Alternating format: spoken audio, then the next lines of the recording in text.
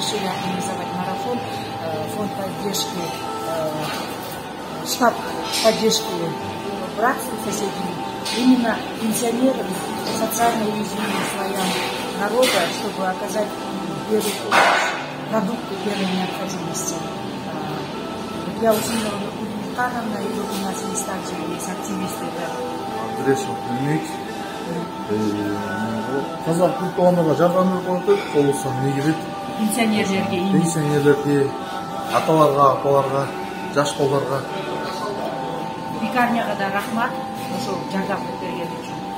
Сегодня вот мы передаем это представителям диаспоры, кыргызской диаспоры, которые находятся у нас в Казахстане. Вот они сегодня доведут этот груз.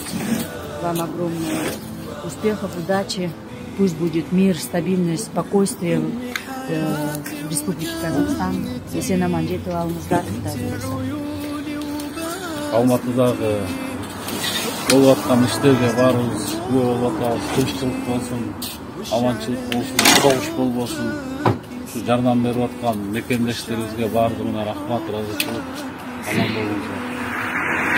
Азыркы кылып иш-чаралар бардык биякта кыргыз жарандарыбыз, кыргыз элибиз, биздин боруш казак элибизге жардам берип атабыз.